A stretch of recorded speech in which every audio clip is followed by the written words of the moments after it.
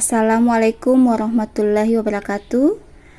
Pada kesempatan kali ini saya akan melakukan demonstrasi kontekstual, yaitu dengan melakukan wawancara tentang bagaimana cara pengambilan keputusan oleh kepala sekolah di SMP Negeri 5 Paguyaman dalam menangani sebuah kasus, di mana keputusan yang diambil apakah mengandung unsur dilema etika atau bujukan moral. Berikut ini adalah hasil wawancara yang telah kami lakukan. Assalamualaikum, Bu. Ya, waalaikumsalam warahmatullahi wabarakatuh. Ya, maaf mengganggu waktunya. Jadi pada kesempatan kali ini saya ingin mewawancara Ibu sebagai kepala sekolah. Jadi nantinya bagaimana Ibu bisa mengambil keputusan terhadap kasus-kasus yang di dalamnya itu ada unsur dilema etika atau unsur bujukan moral. Mungkin ada peristiwa yang baru-baru, ya, mungkin bisa jadi contoh. Jadi waktu hari Jumat, kebetulan kan kita sudah agendakan kegiatan kita, ada agenda kegiatan kita sudah ada yang hari Jumat kan. Nah itu sudah kolaborasi sama-sama dengan SMP 1 Torun Pantai, dengan Pak Polres juga sebagai ada di situ yang memberi sambutan secara daring. Baru tiba-tiba ada ini kejadian insiden siswa ini yang berkelahi ini kurang lebih sekitar jam 9, sementara kegiatan itu kan jam 10 akan dimulai. Nah, jadi kejadian ini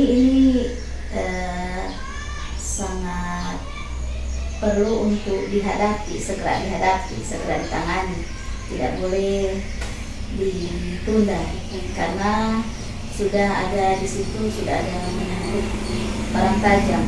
Di sini saya sudah ada ini, ya, mana yang dihadapi ini. Sementara ini kalau dibatalkan, kalau cuma kita yang ikut tidak apa kan biasanya hanya anggota komunitas kita kan, tapi ini sudah ada melibatkan anggota komunitas yang lain. Saya berpikir lebih baik adakan wakil kepala sekolah. Jadi wakil kepala sekolah yang sudah ditunjuk untuk mendampingi siswa ini, dan saya tetap melaksanakan ini. Jadi itu salah satu dari sekarang tentang dilema etika ini. Jadi mana yang mau Ibu dahulukan, apakah mengurus siswa ini terlebih dahulu atau untuk tetap melaksanakan kegiatan. Jadi pada kegiatan ini kan pada kasus yang tersebut, jadi Ibu sebagai kepala sekolah itu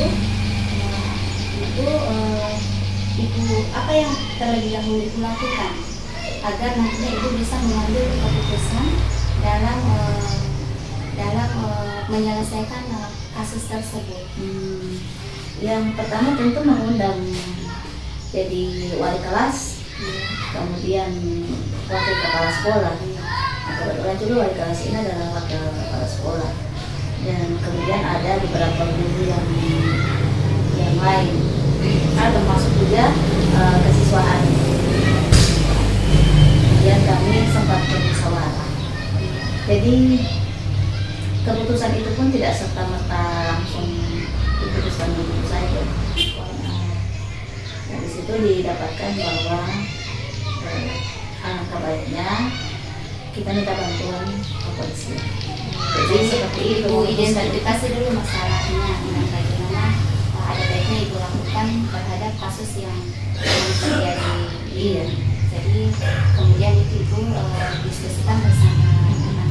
Karena jadi dari kasus tersebut kan antara Ibu memilih antara mana yang lebih mau tangani terlebih dahulu kan, apakah siswa tersebut atau mengikuti kegiatan yang disampaikan.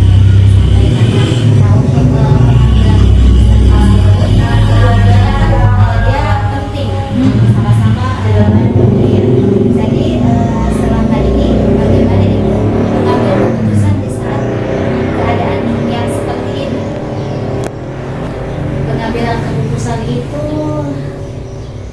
bisa, ada hal yang masih bisa ditunda. Ada yang insidentil harus diselesaikan dan masih boleh kita berdiskusi dengan teman-teman yang lain. Tapi terkadang ada keputusan yang ketika tidak ada satu pendapat, berarti sebagai pimpinan harus mengambil keputusan, sudah risiko dari pimpinan. Jadi itu adalah juga sudah termasuk langkah-langkah dan prosedur yang memang sudah Ibu laksanakan di sekolah. Jadi seperti itu, jadi Ibu melihat dari mana tingkat kasus ini, kasus ini dia harus diselesaikan saat itu, apakah mungkin masih bisa Urgen maksudnya. Jadi kalau urgen seperti itu butuh kepekaan kita. Jadi di sini hal yang dianggap sangat efektif dalam pengambilan keputusan itu berkomunikasi dengan Membangun komunikasi. Tidak Boleh biarpun sebagai pimpinan tidak bisa mengambil keputusan sendiri. Keputusan yang diambil tetap keputusan bersama. Kecuali ada hal-hal tertentu yang di situ pimpinan yang. Ya, kemudian Ibu kan dalam setiap penanganan kasus-kasus itu pastinya Ibu ada tantangan yang dihadapi. Tantangan yang harus dihadapi itu adalah yang pertama kita bisa mengidentifikasi dulu mana di antara yang baik ini, mana kira-kira yang kan tetap ada perbedaannya ya, mungkin bedanya 11-12 saja, tetap kita pilih yang 12 misalnya yang lebih 12 ya, kita pilih yang ini yang pertama itu tantangan pertama kita mengidentifikasi. Kita harus bisa ketika kita memilih A, apa dampak positif dan negatif. Kita memilih B, apa dampak positif dan negatif. Kemudian adakah seseorang atau faktor-faktor yang mempermudah atau membantu Ibu dalam mengambil keputusan-keputusan? Kalau pengalaman saya selama ini kalau di sekolah tentu perangkat sekolah. Perangkat sekolah itu kan wali, wakil kepala sekolah, urusan-urusan kan biasa kan. Kalau ini tuh kan saya selalu bertanya sama Ibu Melang bagaimana ini. Begitu juga kalau misalnya menyangkut kesiswaan, saya sering bertanya dulu sama Kak Idrus. Ya, jadi di sini yang Ibu selalu minta untuk membantu Ibu atau untuk mempermudah Ibu dalam mengambil keputusan itu adalah yang ada di lingkungan kerja yang itu, ada di pihak-pihak yang kita posisikan, kita percayakan, diposisikan untuk bisa membantu kita. Ini pertanyaan yang terakhir. Ya, jadi dari sebuah hal yang sudah Ibu sampaikan tadi, pembelajaran apa yang Ibu bisa petik terhadap pengalaman-pengalaman yang Ibu dalam mengambil keputusan tentang nilai etika? Kalau pengalaman yang paling berharga adalah membangun komunikasi. Jadi memang komunikasi kalau tidak ada komunikasi memang susah sekali ya. Tidak beban dia, tidak tahu apa yang Tidak iya. Ya, jadi itu adalah pertanyaan terakhir Bu. Jadi terima kasih untuk waktunya ya, dan tadi sangat luar biasa sekali. Jadi nanti kalau ada hal-hal yang lainnya itu insya Allah saya tetap akan terus berkomunikasi dengan Ibu. Ya. Terima kasih Bu. Terima kasih. Ya, permisi. Assalamualaikum warahmatullahi wabarakatuh Pak. Maaf ya. Baik Bapak, jadi pada kesempatan kali ini saya ingin meminta izin kepada Bapak untuk diwawancarai tentang bagaimana cara Bapak dalam mengambil keputusan sebagai pimpinan di SMP 1 Palianan ini dalam menangani kasus-kasus yang mengandung unsur dilema etika dan unsur moral. Terima kasih atas yang pertama saya lakukan adalah saya mengidentifikasi permasalahan. Kemudian saya bisa tahu seperti apa masalah yang terjadi antara guru dengan guru siswa. Karena mengingat masalah ini dilihat lebih banyak, tetapi misalnya nanti dalam masalah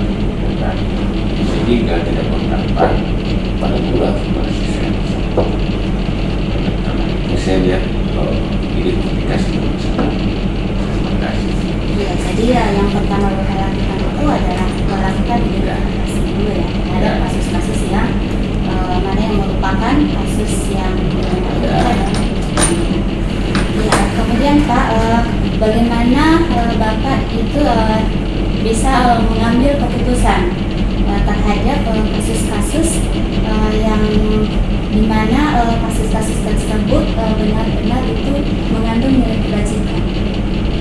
Terlebih dahulu saya sampaikan tadi diskusi dulu, saya kembali dan apa kedua saya lihat dulu seperti apa, kemudian sebelum saya menentukan tidak bisa terlebih dahulu sekali hati karena apa, saya identifikasi dulu usaha, kemudian setelah saya lihat baru karena bisa ini setelah saya berikan karena menutupkan dan sangat berat sekali karena olehnya ditemukan.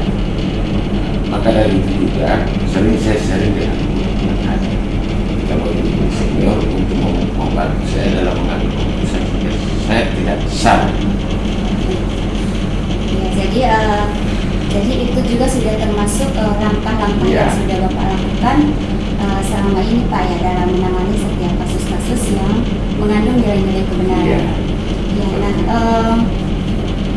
hal apa saja yang Bapak anggap efektif itu dalam setiap pengambilan kasus-kasus tentang dilema etika? Efektifnya itu saya dulu melihat dulu